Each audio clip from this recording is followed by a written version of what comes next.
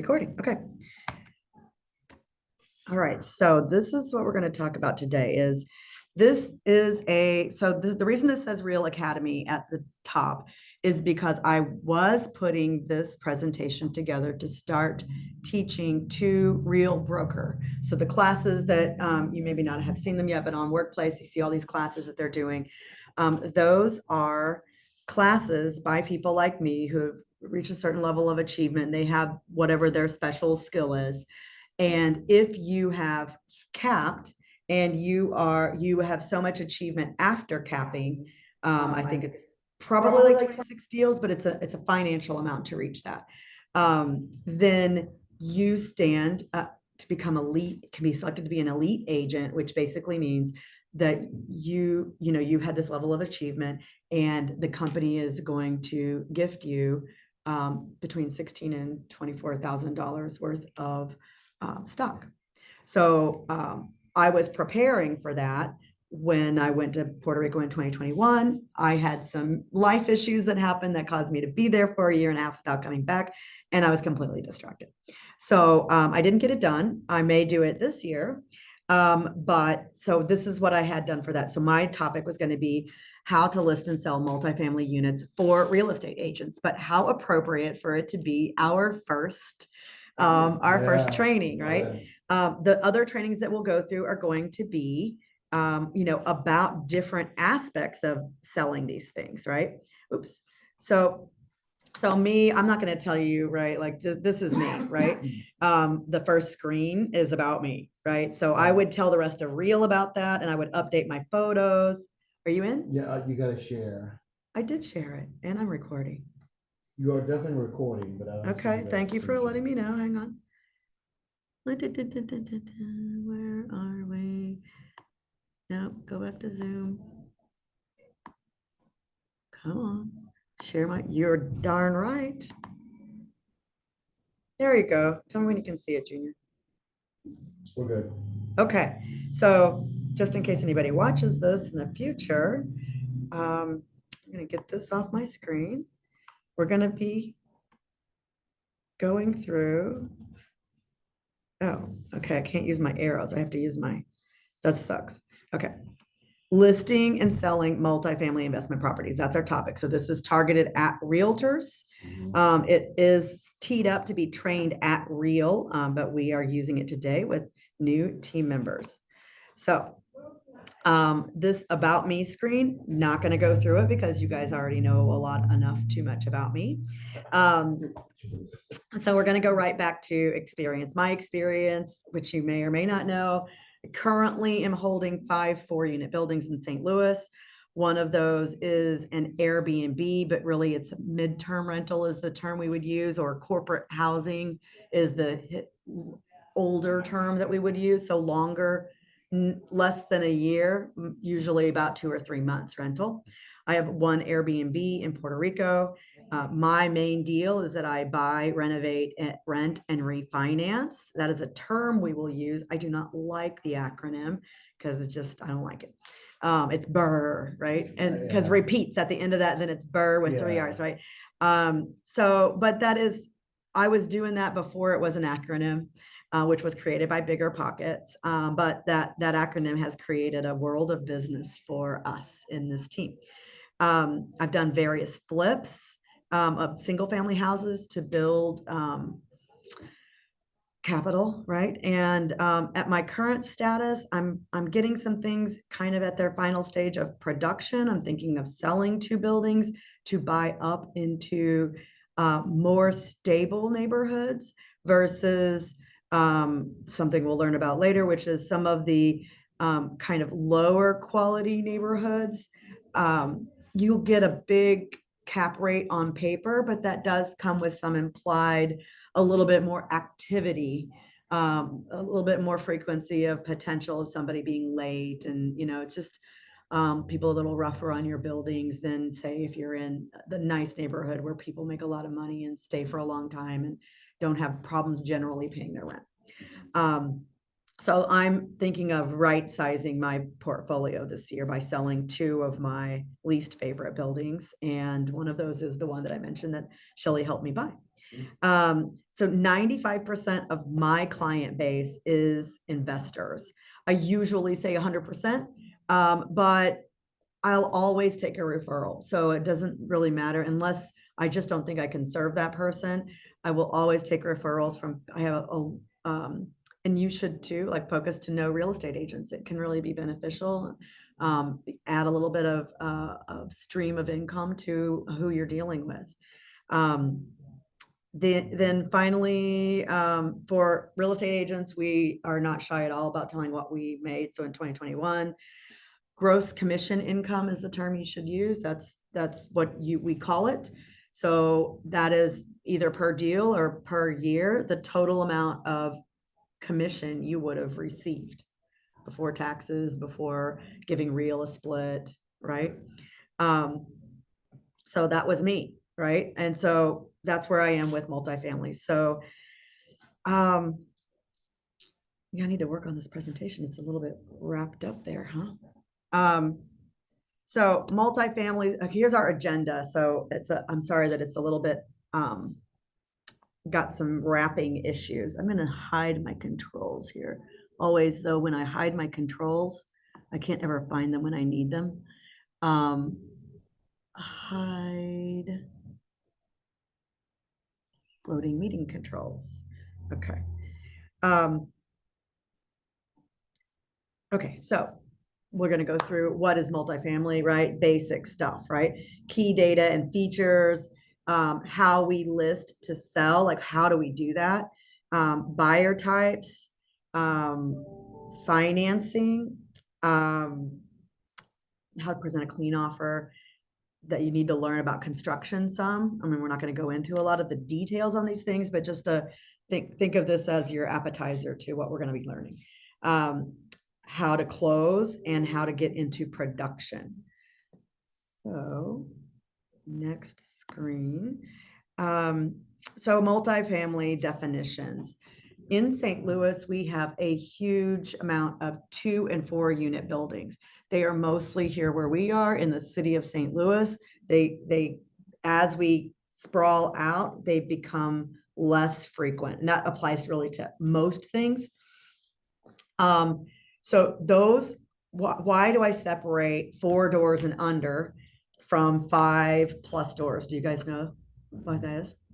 Because so this is a lot of our client base. So a 2 to 4 unit building can be bought with an FHA loan, a VA loan, or a conventional loan. And because of that, we have a lot of clients who might be buying their first home, or their owner occupancy is probably a better term to use, because it doesn't matter if it's their first home.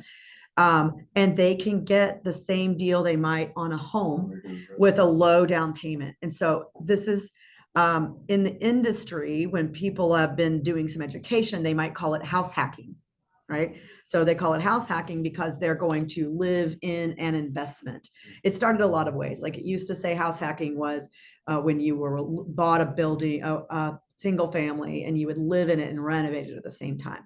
Now, more commonly, people are using it for house hacking as I'm going to live in one of the 2 to 4 units and rent the other ones out. So we get a fair amount of those, right? I think there's a client in here that I copied you guys on, that he's fresh out of college and he's going to buy his Yeah, I first saw property. that. Yeah.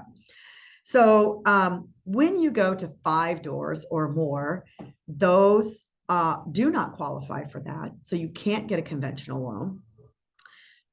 You must use anything else. So commercial loans, small bank private portfolio loans, but basically not your mainstream loan, right? And those, we'll talk about them later, but they come with different terms, which is why it's favorable to buy 2 or 4 doors, because you can get a 30-year loan on a 30-year amortization. Commercial loans, or other times people might use hard money and then finance out of it later. But all of these loans have different terms that result in higher payment, and oftentimes they have higher interest rates.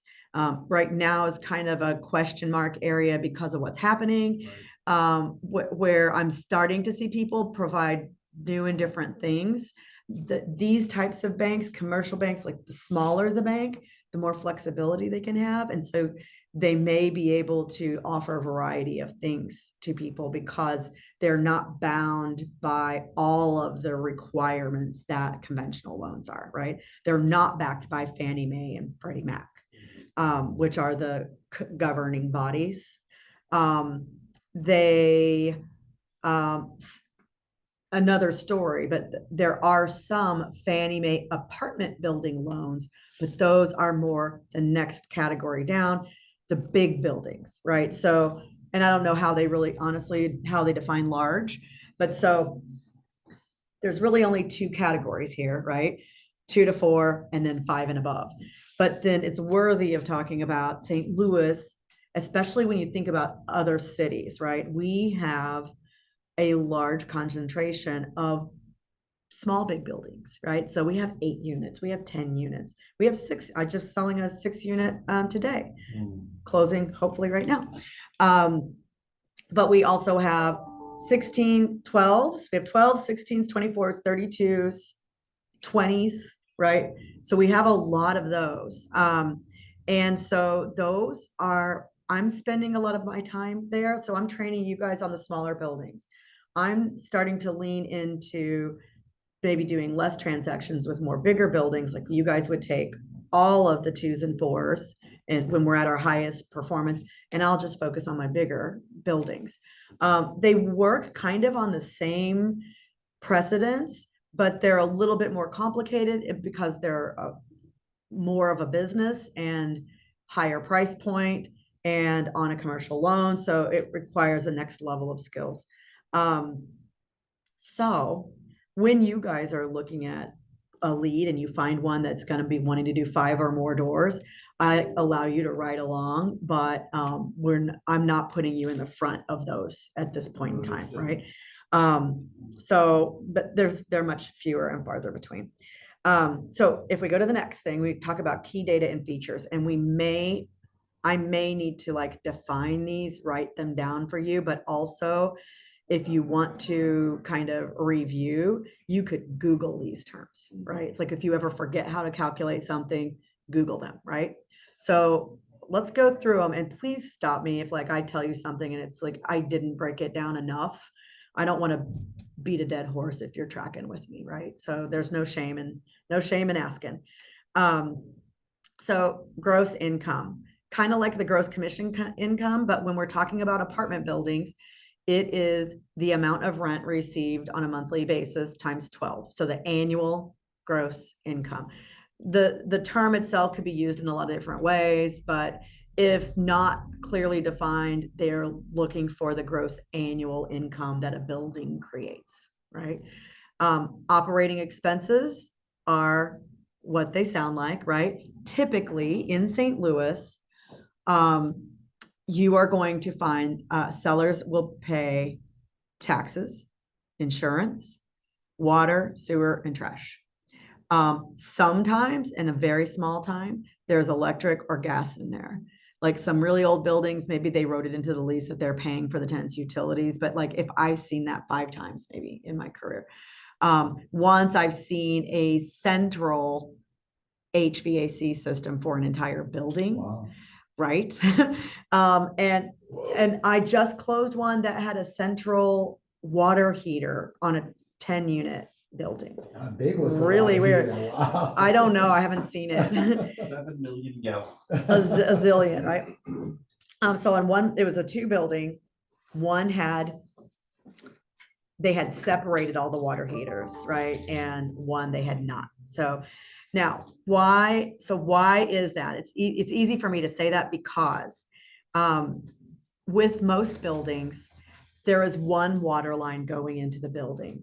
There is one sewer line going into the building, and trash is paid with water, right? So unless they are somehow individually metered, it is not easy for a landlord to separate. The I've had people ask like, well, why don't people ever separate that? Honestly, to separate it would cost so much money that no landlord would ever do it. So if you could do that, like I'm going to separate the electric, right, on one of my buildings. I didn't do it. It was going to cost me $5,000 to get like the third floor of a building on a separate meter for me. Water, because you have to put a whole new meter and everything. Water, you literally have to run a new line. It means digging up and putting it in. And so that's probably about $5,000 too. So it doesn't make sense. As well, in most cases, when renters are looking, you're keeping the playing field even. The rent that they're looking at on other buildings is going to have water, sewer, trash, taxes, and insurance paid by the landlord. So if you're trying to split it out, then you have to take that into account with your rental amount. So it's just easier to just keep it included, right? And then you are like for like with other buildings. An exception to that, I have one 3-unit building right now, but it is 3 townhomes in a 3-unit building. They have separate water, sewer, trash, and their tenants pay them. So they're treated more like single family residences by the landlord, and which is great. It makes a lot of money. But I think the building was always that way. It might have been 3 townhomes side by side, and it's never been split. But it also has an ability now, because it's separate. If somebody were to buy that and want to, they could easily, just with the city, rezone to 3 single family homes and sell for quite a profit, right? So they're being sold at $250 each for the package. But if you turned around and sold a townhome in Tower Grove East, it's the comps are 300 to 330. So that's between 150 to 250 in terms of profit. And that is one of the documents that I sent you, was my listing paperwork for that. So at some point we'll go through those, because I think going through the individual case studies is going to be important for you guys. So capitalization rate. So the first 3 bullet points give you everything you need to determine a cap rate. Do either of you remember what a cap rate is from your real estate test? I think I do. So the Light cap- on. So the cap rate is the actual return that the investor would get on a tenant unit after the expenses. So it could be like, 6%, 3%, 8%. And that would be correct. It's basically the return, right? The rate of return expressed as a percentage, right? After the expenses. Yeah, so it's literally your net operating income divided by the purchase price. So it would be for the whole building, right? Or if it was a single family.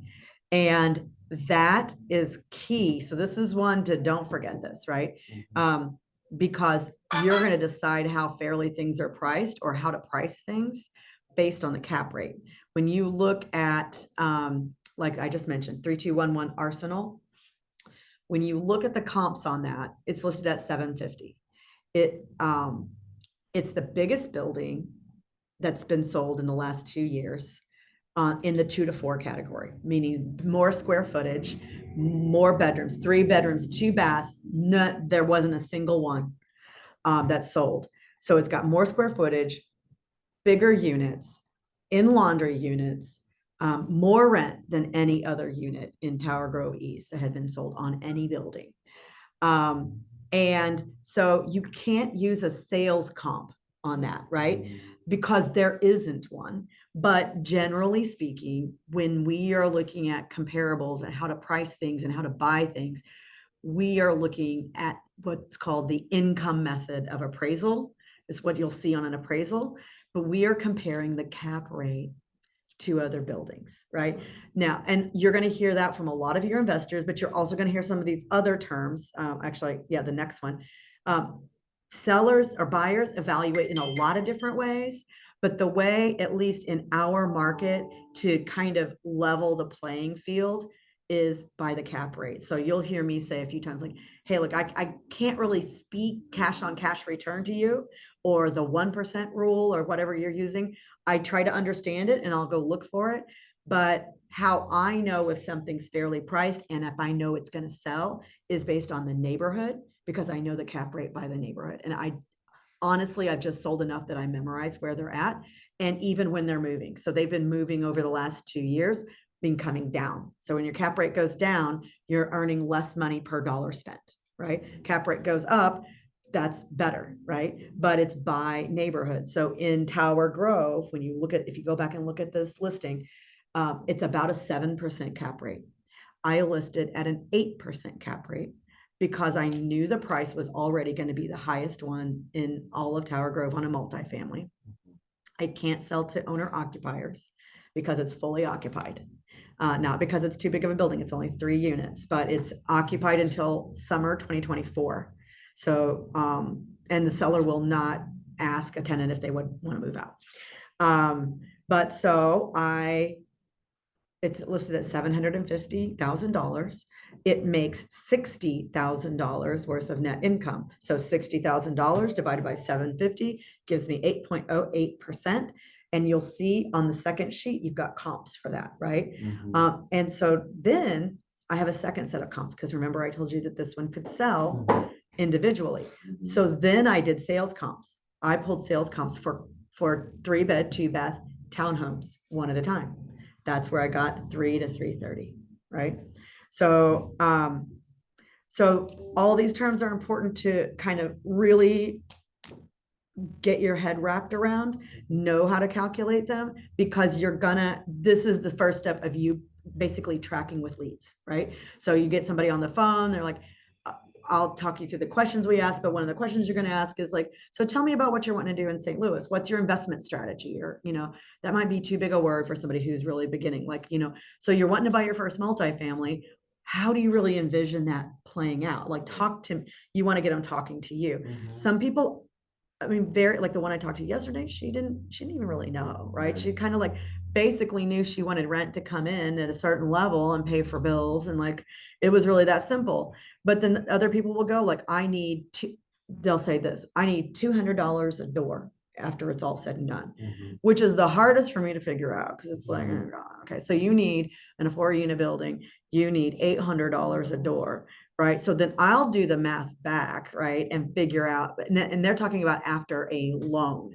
So that first step with that is, what kind of loan are they using? What are the terms on that loan? So that you can figure out, you can get a calculator for a mortgage and figure out what payments are going to be. So you can see if they've got $800 coming. Harder and harder to do. So cash on cash return is, think of it the same as cap rate, but only on the cash out of pocket. So you have to know more about cash on cash return. You have to know more about your buyer too. So cash on cash return, if they're paying cash, is the cap rate, right? But typically people who are talking about cash on cash return are not cash buyers, right? They are putting out a down payment and they want the return on their 25% down payment or 20% down payment. So in that case, if they're putting $25,000 down on 100, so an investor on a conventional loan always will have to put 25% down. On a commercial loan or a private small bank or something, could be 15 or 20. More commonly, it's 20. But so they want to know on that $25,000 that they put down, divide it by, the purchase price, and you're going to get 25%, right? And so maybe they want a 20% cash on cash return, right? Or maybe they do, maybe they don't. But then that's what you're going to figure out. You're going to want to know, well, how much are you going to have to put down on your loan, right? And then is the cash on cash? They're probably talking about cash flow after the mortgage. But you got to clarify that for them so that you can help them do the math, right? So, and the reason you'll get there is we really look for the property for people. So you got to know how to analyze these. Most agents will put them on a search, set it and forget it. And that's not what this team is about, right? That's where we add value and we get our deals by becoming a partner to somebody who's not here in town and doesn't really know the lay of the land as well. So rent, Question. yes. So in that scenario where someone says, I want cash on cash, or I'm looking for 1%, we tell them, what you said. Look, I'll look into it. Here's how I value properties on a cap rate, right? Yeah. So whatever that looks like, right? Do most of these listings, if that person's a buyer, right? Most of these listings are they mostly displayed the way that you showed them to us? Do they have cap rates already out Yep. there? How much do we trust those comps? And Yeah. their cap rate, like, should we Um, put them at face value? it's, you got to use your brain on all of it. Okay. But so let me step back and then I'll answer the last question. So when you get somebody who says they're using one of these other rates, we definitely want to respect that that's how they're going to evaluate, right? Sure. They might even use the term underwriting, which is just like they're using a bank term because saying they're going to run the numbers, right? So I would explain that the most common way in St. Louis that we compare buildings to one another is using the cap rate. So that's just kind of the local language of listing is we know what a cap rate should be. But that doesn't mean that the buyer values that, right? So the Right. buyer is going to value however they value what they want their outcome to be. So what I would do in that case, you said, what do I say to them? Like you say what I just said, and then I would ask like, okay, so tell me about how you calculate your cash on cash return so I can make sure that I'm using the same method that you are using. And I usually, if there's any question about that, I go, look, I talk to a lot of investors and everybody always does some things a little bit differently. So I just want to know. And then I also need to know about your loan. Like, are you going to put 25%? What's the down payment required by your loan? Are you counting your cash on cash return after you pay your mortgage? Because if that's true, you need the information to be able to calculate the mortgage, right? Or in any of these other ones, right? A 1% rule just means that the rent, the gross rents are 1% or better of the purchase price.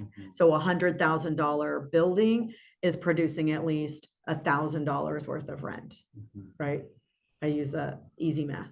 So if you do 1% times 100,000, you're going to get 1,000, right? I don't do much math in my head, but even numbers that start with one, I can do that.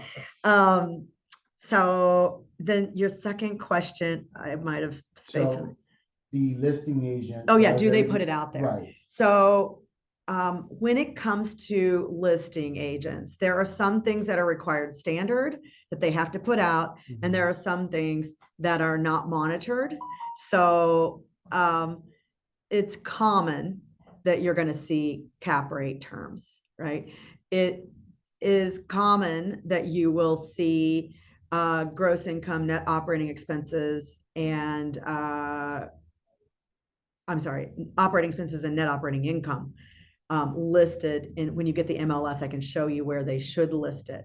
It is common that they will fill out the unit information. So you know how many units, how many bedrooms per unit, and how many total rooms per unit, and the rent for each one. Or in bigger buildings, they tend to generalize how many 2-bedroom units, right? In the small ones, they'll list each unit out.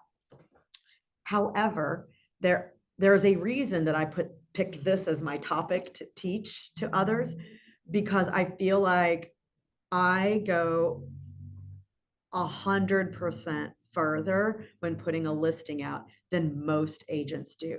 I learned it from somebody who I really enjoyed selling her buildings because she had all the information I could possibly ever want to me before I would even make an offer, right? What happens typically is you have to go on, you have to look in the supplements, you have to see if they've added additional documents, 50-50 chance that they did.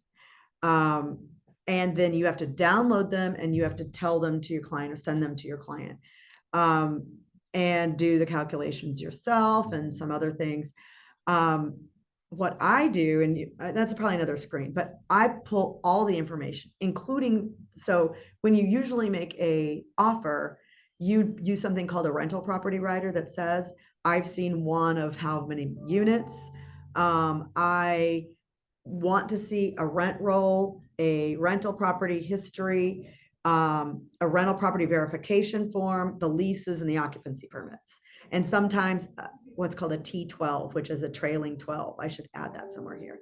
Means income statement for the past 12 months, right? So I pull all those in the beginning more out of being lazy and not wanting to have to be reactive to requests. And so when somebody writes an offer on my listings, they really only need the rental property writer to get a view for the rest of the units that they haven't seen.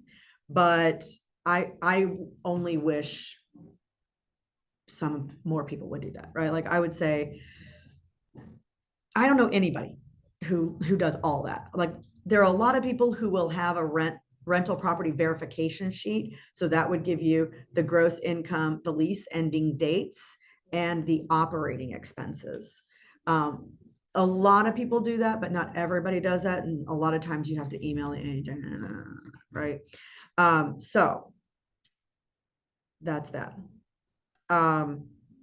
So yes and no, right? You'll see some of them don't even do that much, right? But like I would say maybe 70% of them will have a mention of cap rate.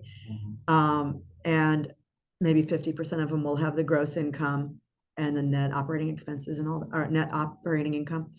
What I can do, so, and you should be able to do this too. So if I know that you're wanting a Tower Grove East building at an 8% cap, first of all, I'm going to tell you, those aren't too common, right? I've got one right now, but those aren't too common. 7% is more realistic. But I can look and go, all right, I can see the net operating income. Let's say that's $10,000, right? And here we go again with the numbers, right? And let's say that the sales price is $100,000. Well, I know that's a 10% cap rate, right?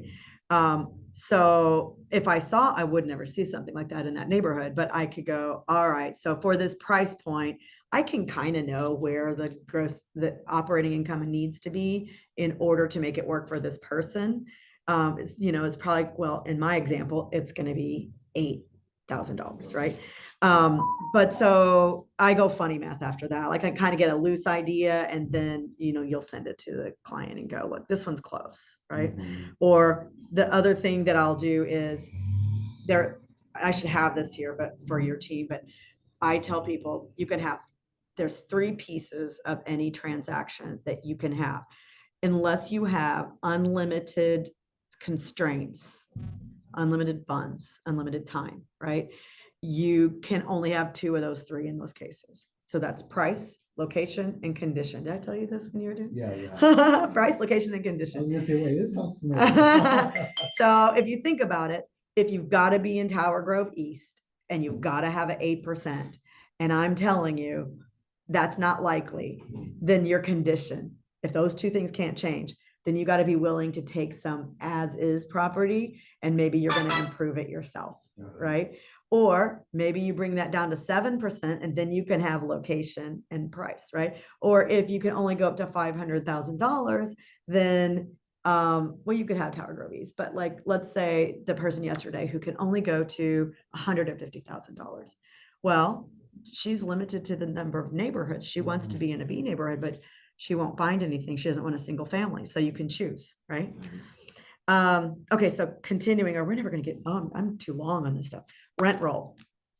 Rent roll is the word that we use to describe a sheet of paper, right? Or a document that lists each unit in a building, the amount of rent that is to be paid, the tenant's name, the amount of deposit, and the ideally beginning and ending lease dates, but most commonly it's the end of the lease date and a status as to whether they are month to month or on a lease. But also that's a little redundant because if their lease date has expired, then they are month to month, right? That's how things work in the state of Missouri. If you just stay beyond your lease and nobody took any action to move out, then you are still held to that lease on month to month terms until a new lease is signed or notice is given by one end or the other, 30 days notice. Yeah. Okay. a 12-month rental history. That's another thing that I said we do on a rental property. This is also called tenant ledgers, but basically it shows 12 months of a tenant's payment history so that you know whether they were late, if they're running a balance. A rent roll may also show if they're running delinquent, if they're running a balance of any sort. But this is the detail version of that, that would just show January through December or whatever it is. Rental property verification sheet. This is a form that you will be able to download when you're all set up. But the sellers will fill it out and it lists, again, it's kind of another way of the same information, the rent for each unit, the end of the lease, whether they're month to month or on a lease, and all of the operating expenses, but detailed. Most commonly, this is another area where it varies, they are the fixed operating expenses. So the 5 that I mentioned, water, sewer, trash, taxes, and insurance. But if there are others, we would sometimes add those. I tend not to, just to kind of keep a level playing field, but you will sometimes see management fees added in there. Sometimes people will put maintenance, which is kind of, you got to help people understand that. Like, it's not a fixed expense. It depends on how you manage the building. If they put a new roof on last year and counted that as maintenance, you know, you got to find out what's in that maintenance to help calm your nerves. And that's why we ask for the T12, which is the trailing 12 months of income statement, right? Not everyone will give you that, but you should try to get it. So anyway, that is a form that they fill out. Usually they fill it out on the smaller buildings only, maybe up to about, I've seen one on a 16, but they basically have to take 4 sheets because there's 4 units per thing. So they take 4 sheets and fill it out when they could just give the information in another way, right? So key data and features for your listing, like that you want to look for, or for your listing, photos of basement, utilities, and systems. So when we start walking through buildings, like I would have done with you, we will see where all the major components are going to be. And you would look at them, especially because you have out-of-state buyers, you're going to look at them, and you're not an inspector, but you know, what can you, facts that you can observe, right? I see water on the floor. Not necessarily the basement is leaking, right? I see water on the floor. I don't know where it's coming from. Or I see a leak coming out of the sewer stack, right? Like, facts. And that's going to be really important, because we don't want to represent ourselves and become liable for having somebody feel like we are qualified to tell them the condition of things. That is what their inspection is for. And so you'll hear me repeat that a lot. I usually go, look, I am not a qualified inspector, but what I can tell you what I see, and I would recommend that you ask an inspector if we get under contract on this. There are some things that are just going to be an obvious fact that maybe are a deal killer, right? Like a giant crack in the foundation, you know, that's 3 inches wide gap, or, you know, there's some things that are just like, we know it's not going to work. Or it might even just be something like the building is not updated, or it's really rough, and it's somebody that you're buying that wants turnkey and is not really interested in putting money into a building. Those are other things, but just facts, right? So photos of units before rented, those are key to have if you can, if you're listing. Then question, Mhm. so we don't have to spend too much time on this, but I thought about it when you mentioned it. Now that you've explained this to us with the whole, like the photos in the basement. So the 12-month rental history, Mhm. is that also something that we just share the facts with the investor? We don't give our opinion, whether it's good or bad, like someone's been late a couple of times, and we see that in the rental Well, history. that's probably a little bit more squishy. Mhm. You're going to share the documents with them, Right. and you definitely are going to encourage them to come to their own conclusion, Okay. right? I would say it is not uncommon to see people that are late. So this more facts, right? Like whether it's good or bad, it's going to be their opinion, Okay. right? There's not a single answer for that. You're in the rental building business, and you're going to be buying rental businesses. You're gonna have somebody become delinquent at some time, Mhm. and in the end, it's newbies are the people that panic about that.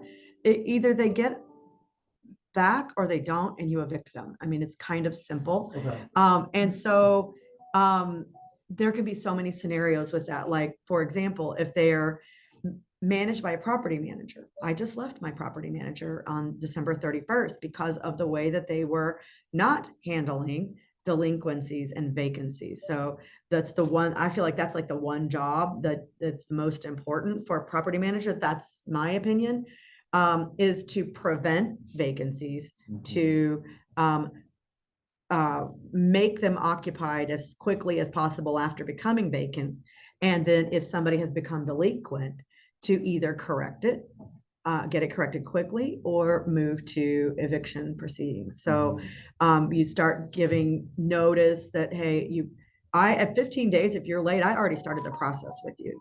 This particular company was like, yeah, we're talking to them, but it's like, hey, Junior, show up on time, show up on time, show up on time. We're like, look, if you've not paid this by X date, we will start eviction proceedings. Usually that corrects it, right? Sometimes it doesn't. So, yeah, these are things. So there's so much detail that I have to like pour into you guys, right? Like we'll have to go through this multiple times. But so that hopefully gives you a basic idea.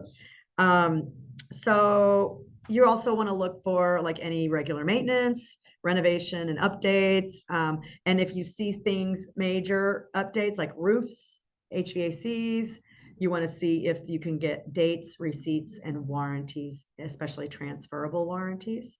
And then leases and permits. So these are the key data. We probably spent all the time, and now I've gone through all my slides, right? Without even realizing it.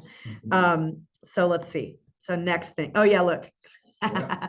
Yeah. So, okay. So a recap. We went through key data and features. We went through, I'm going to fast forward us. I've got the calculations here for you. I wish I would have remembered this presentation here. So you've got some definitions here to go back and look at.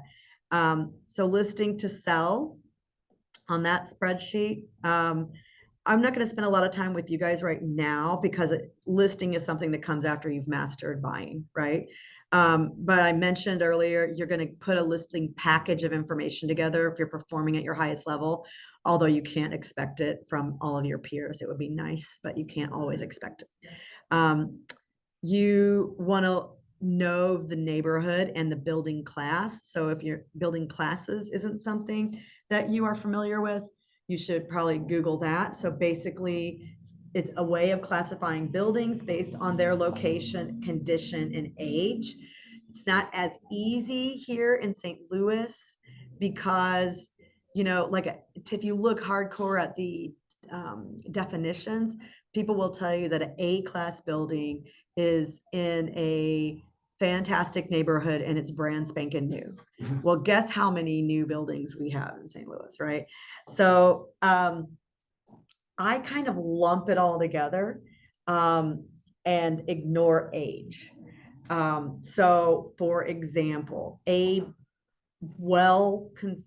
building in great condition in Clayton, A, right? So those neighborhoods, right? Buildings at the top of the condition, A.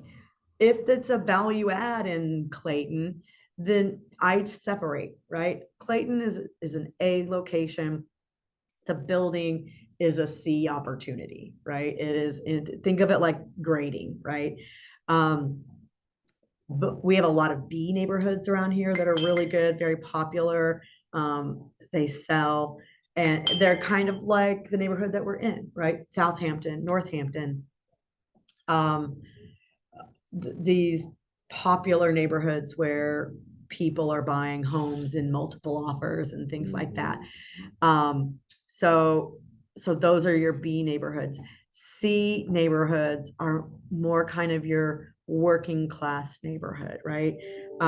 So prices are a little bit lower, cap rates are a little bit higher, renters are a little bit more volatile. The audience is slightly less stable financial position, right? And it varies, but that's just who the target audience is, or who the audience that is present there is. And D neighborhoods, you'll hear these described by investors as, I don't want to be in a war zone, right? And so what I would say about St. Louis is my opinion, and you're gonna, if you haven't already, you've gone through these like fair housing and ethical trainings, right? So you'll get questions: is it safe? Is it a war zone? Is it bad? Is it good? And I come back to this, like, here is the characterization of the type of renter you might see in this neighborhood. They're going to be a working class. They are a professional, that they are more financially stable. They are high quality tenant. They are a tenant that may cause you, more turnover, more damage. So we talk about those facts, but not about any class of people. I don't address the war zone. I don't feel like St. Louis has any war zones, but St. Louis has our own hangups about, we feel there are some people who feel like if they come into the city, they're in a war zone, right? There are people who feel like the north side of our city largely is a problem. There are people who only know Ferguson, Missouri because of what happened in 2016 with Michael Brown, and they think that is a war zone. And you It can, was in 16. you can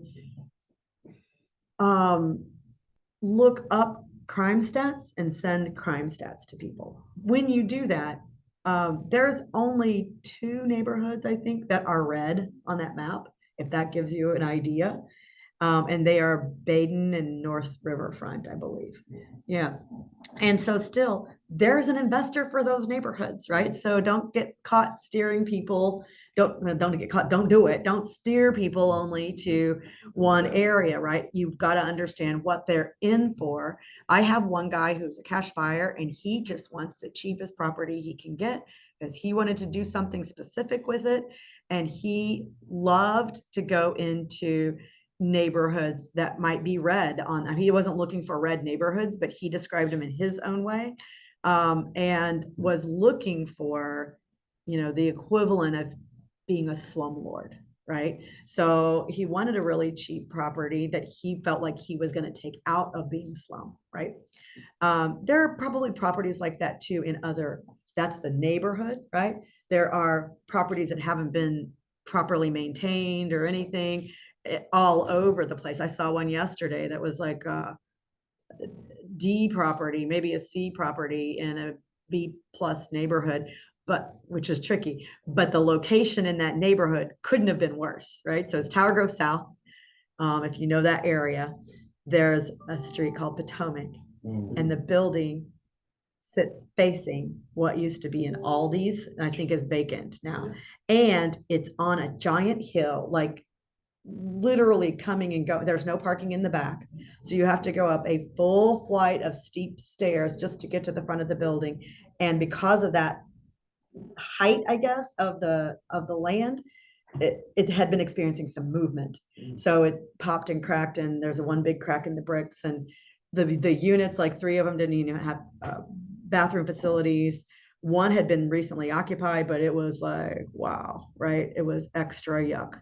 And so it would be a full renovation, but it's in Tower Grove. Somebody will buy it when we figure out the right price for it. Probably maybe around $100,000, because they can renovate it and rent it at Tower Grove South rates, but I'm probably going to be closer to average than to like what you could do in a picturesque neighborhood, right? This one has some warts on it. So, I'm not gonna spend a lot of time on this, but so once you know like all the details of a building, basically you would use that to go determine what your list price is. And I already told you how I do that. I look at the cap rate and I position it to where people have already proven that they're buying things. So I know pretty well that it's gonna sell, right? You determine what your strategy for showing an offers is. That means, is it open? Is there a unit open? Is there not a unit open? You're going to, this is why I pull all that information. I'm anticipating the questions and trying to ask them before they get asked, answer them before they get asked. And then, so your key to success there is a complete package of information. We already talked about, next slide. I'm going to just see how quickly we can go through this and move on to maybe something else. We talked about buyer financing. So that's just if you're 2 to 4, it doesn't say that, but owner occupants can pay 3.5% to 25% down, depending on their loan. If they are not owner occupying, they can no longer do a 3.5% on a 4-family building. I think that's changed. So you always have to ask your loan officer. I want to say it's something like 20% down, and 2 families might be like 15% down. That started changing during COVID. Investors, so if they can use so not an owner occupier, right? You're an investor. If you can do, it'll be 25% down on conventional, and on the other types of loans, it could be as low as 15% down. Or, I mean, somebody could come up with something creative, but that's typically what you see.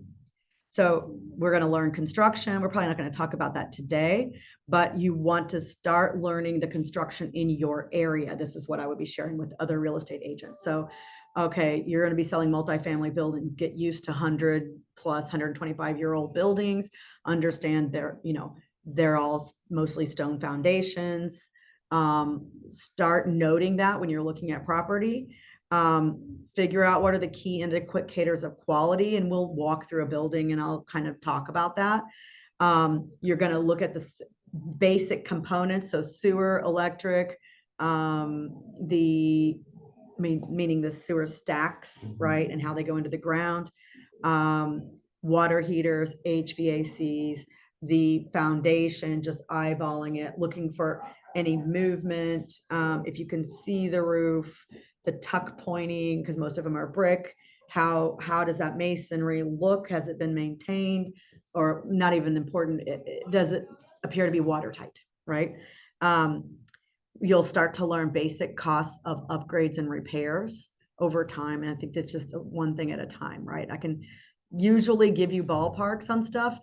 When I'm ever giving it to a client, though, I kind of go, look, I've done a few in the last few years.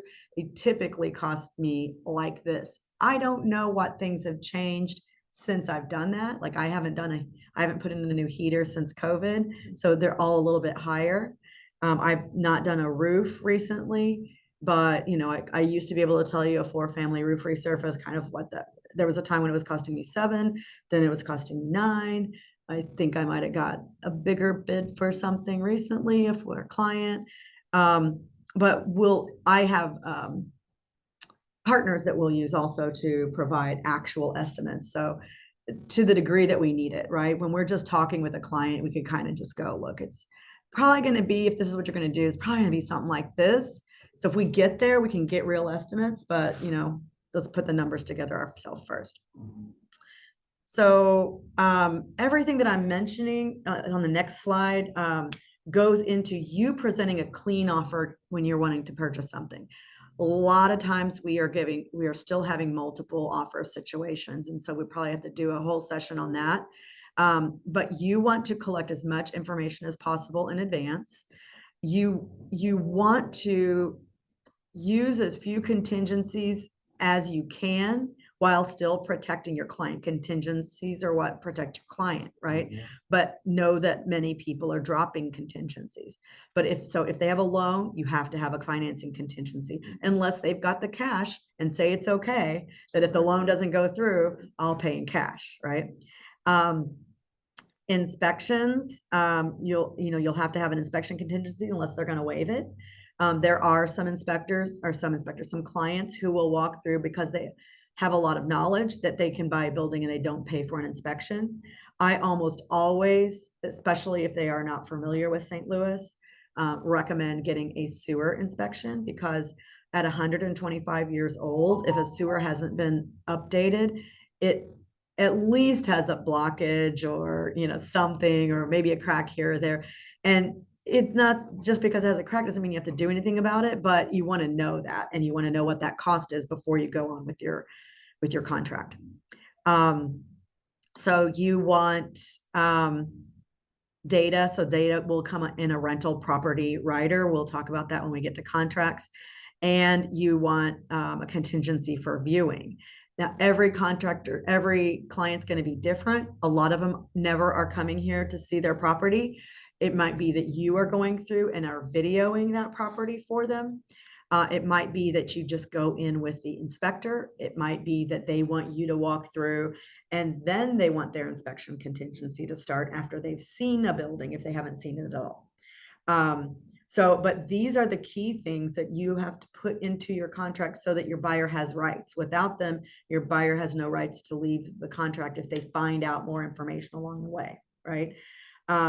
So you also want to prepare your client for what to expect with negotiation and contingencies. And I kind of do that depending on the property, the market, and the possibility of competition.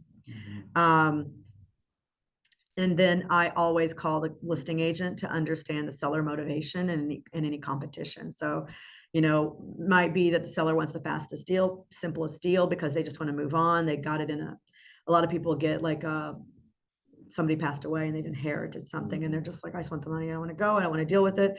It's important, like those kind of things. They won't do any repairs. 9 times out of 10, sellers these days are not accepting repairs, and we're writing every offer as is. Buyers, inspections for buyer's knowledge only. The tricky thing with that is it makes buyers nervous. The as is feels like, I don't get to check it out, but we have to explain to them, just like in the situation, sellers are not willing to do repairs. And that is what they're saying by as is. They're not saying there's secretly something wrong with this and you have to buy it without examining it, right? They're saying if the sewer is broke, do not ask me to repair it. We might negotiate the price. Sellers will never say that in advance. And some of them will try to get you to write out altogether the ability to negotiate. However, funny enough, when you come to that point and they've had you write out any ability to negotiate, basically all you can do is mutually release, say, I'm not going to stay in this deal. When you go, hey, Dennis, I'm sorry, but you don't want to know, but so I'm going to mutual release. 9 times out of 10. The listing agent is like, well, just you want to talk to me about why, like, oh, this is something that $5,000 would fix. Oh, well, why don't we just sign in suddenly we're negotiating, right? And then we will have a whole session on this too. We are going to present your offer with closing day in mind. So a lot of different stuff goes into that. Like, are you going on vacation? Are you going to be out of the country? Are you going to be in 2 different states when you're closing? Are you going to close in St. Louis? Are you not? Like, what's going to get in the way of this contract? More and more, it's becoming common that I write a contract thinking that somebody understands how contracts work. And literally after signing the contract and getting it fully executed, they'll go, can we change the date on that inspection contingency? Literally, I had that happen last week. Is this 10 days is normal? She said, I forgot I was going on vacation. Can I change this by 10 days? Like, oh, you want it to be under contract for 20 days before you back out?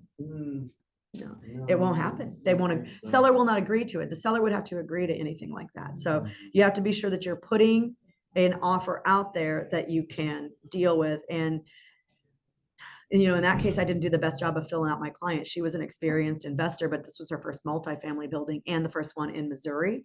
And so you never know what the norms and actions are in other states. And so apparently for her, every seller she's ever worked with has been very flexible, and they just change the dates and it's no problem whatsoever. And I've seen nothing but the opposite. So the next slide is on how to add value to your buyers. One, and I know you both want to do this, but start figuring out how you're going to invest yourself. The number one way that I am getting clients is because they see that I'm invested. I am eating the dog food, right? I can tell them about my buildings. I can tell them about the neighborhoods. I can tell them, and it's great. Like if I didn't own any buildings, I probably still at this point would be able to do it. But I started in 2021 is when I started. I just decided I was only going to work with investors. It's all I ever really wanted to do in the first place. But I never say no to business, right? So I put my focus on my goal being that all my clients are investors. And here we are, 2023, all my clients are investors. You want to So investing yourself. So thinking, I know Junior, this is on the top of his list. In fact, that's why he got his license, so that he could make extra money to start investing. And I think to a certain degree you do too. And you've had your investment building. So evaluate, start once you get access, start evaluating buildings based on what I'm sharing with you for yourself. I'll be sharing you my listings. You can evaluate for yourself. Start thinking about when you have your first amount of money ready to invest, and you're going to put this much money down, what you can buy and what you want to see in terms of the return, and start looking for where you can do that, because that's like a super exercise. If you treat your buyers like it's you looking to buy, just take their goals into mind and then help translate their goals to, do you think this is achievable here, right? And if it's not, there's just a gentle way to kind of go, well, I'm not sure if we're going to find that exactly, but would you be all right if we could find this, right? Like, I mean, and there's some, like, I've had some people that just really are unrealistic, and I say, well, it may be a minute before I find something like that for you. Do you want me to bring you stuff, or do you want me to wait until I find something that is this exact thing? And that would probably be a more experienced person. So always want to be anticipating challenges and knowledge gaps, right? So if people, make them use the words with you, and if you don't understand while you're learning, if you don't understand something they said, I just say, like, hey, tell me what that means to you, right? That's my way of finding out exactly what they mean by something. And I'll say, like, I see a lot of investors and everybody does something a different way. So tell me what that means. Me at the level that I'm at, there's not usually something I haven't heard of before, but somebody did email me the other day saying they were coming to St. Louis for something. It was maybe an acronym or something. And I Googled it and I couldn't find out what the heck it was. And I'm like, I'm pretty honest. I'm like, I'm sorry, I've just never heard that term before. Can you tell me what that is? And then it's one of the people we're going to be meeting with if you guys happen to attend. Value to your buyers, relationships matter. See what I did with the word there? Relationships matter. You'll hear me say that a lot. It matters in every way. We talked about it before, so I'm not going to go about it again. Start building your connections. You're going to have mine, but you want to know a guy for stuff, right? So like Dennis is the guy I know in St. Charles area, right? So when I have a thing out there, he's the first one who comes up because I don't want to drive out there, right? I almost had a condo listing yesterday and then she rented it. But I was like, yeah, I'm going to have my friend Dennis come out there and look at your condo. So networking is important and referring is important. So, maybe not as much right now, but as you start to do deals, like knowing other agents, knowing the people here, right? Because you can always lean on somebody to help you with something. Like when I get something weird, I call Jen, like the amount of closings that I had last week that went not the way I would have liked them to go. I sent a list to Shelly and I said, this is the standard I'm going to make for my team in the future to prevent this ever happening to me again. And what do you think? And she's like, yes, yes, yes, yes, yes. What about this? And I'm like, then I took it and I sent it to Jen and Carrie, who you just met. And they are looking at it now, like, what about this? I don't know if this, like, does a title company normally send paperwork to a coffee shop, or do they send it to the mobile notary and they take it to the client, or do they send it to the client's home? Which is it, so that we can ask the right questions to not get ourselves in this situation again? Because we had papers sent to a coffee shop where somebody was going to meet a notary, thinking that it was going to the note. I mean, I don't know. There was a gap knowledge there, right? But so, there are a lot of investor groups in Facebook. There are investor meetups. There are investor clubs, right? You could find people there who might work with you. You could learn stuff. You could know contractors. I probably have a contractor for just about everything, some more regular than others. Like, you'll stump me. Like, somebody asked me about changing carpet the other day, and I'm like, Omar doesn't even do that, right? Junior does. He took out carpet.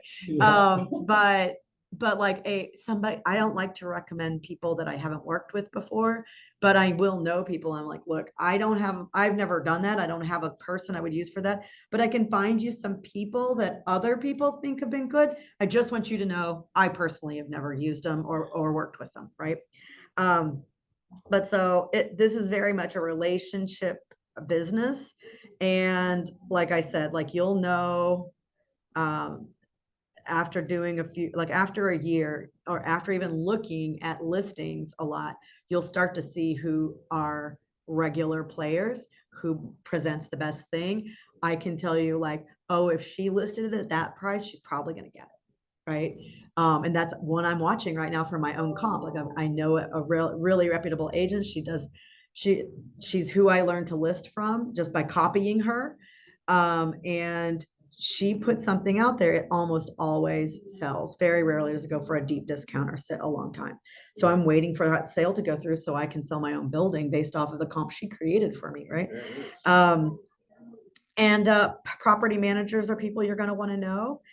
You'll rely on my list now, but people are going to ask you. And so you're going to also need to be asking me, what is your plan for managing these property? Because usually they are new to St. Louis if they're not new altogether and they're not in St. Louis.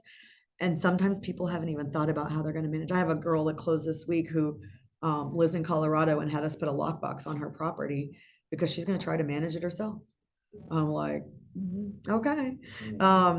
But so she'll probably change her mind. But anyway, going on to production, right? So you're going to prepare for closing date, connect people with your property managers, transfer you after closing, right? After the money's in the seller's pocket, you will be able to give contact information for the tenants, lease information, like the leases, they will have already seen it, right?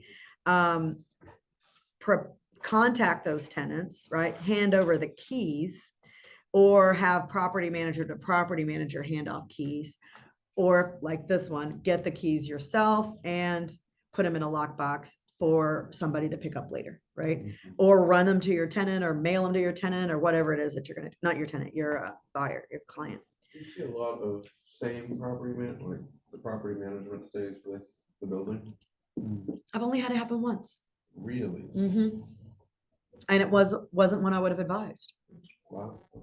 In fact, it was one I advised against. I'm like, they've not been great, and some other things, but you know, I try not badmouth anybody for the same reason, right? Like, so what I say to people about property managers is, here's a list. I'll always tell you which is the one that I've chosen, and I will tell you how I feel about their service to me.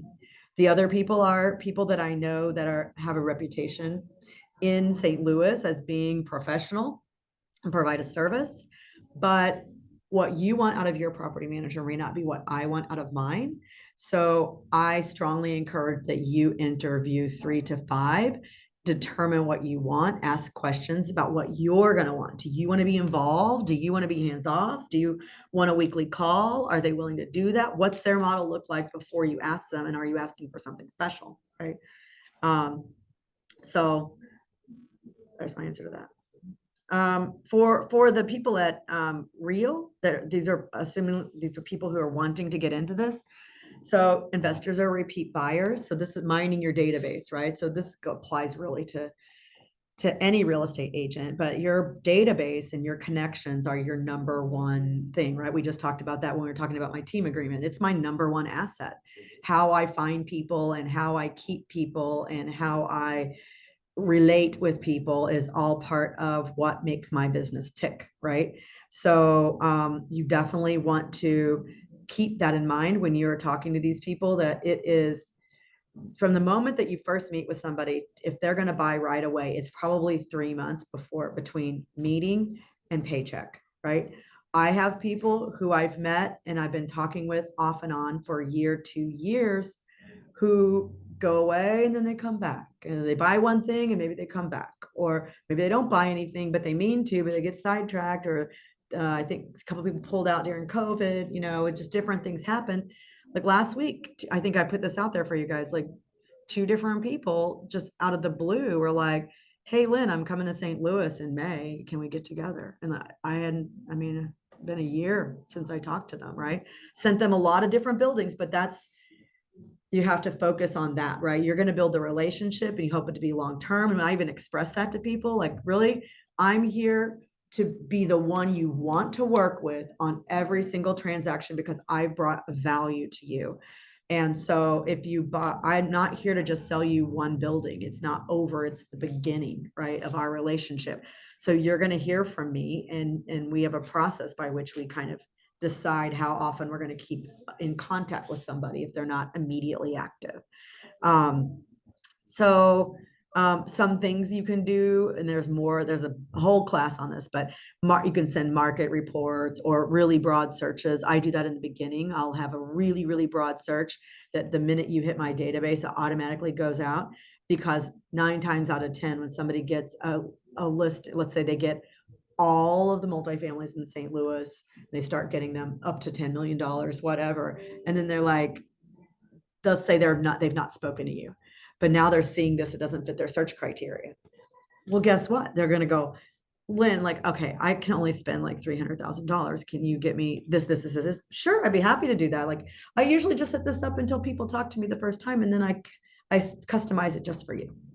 So it is a tool to get them to talk to you. So the first step is getting them to talk to you. Even people who have come and found me looking for an investor-friendly agent, read my profile, click the button to contact agent, still 50% of them never actually like set up a meeting with me, right? And so I'm working with some of my sources to see if there's a way I could, instead of contact agent, can it go like, hey, look, here, follow this link and set up your time, right? We'll talk. But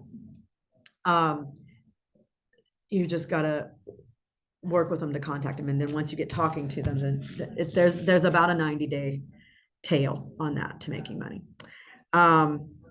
So different things like that. Like, I like to call it a wealth management mindset. Like, my favorite thing to do is somebody to say, Lynn, I got $1 million I want to spend, right?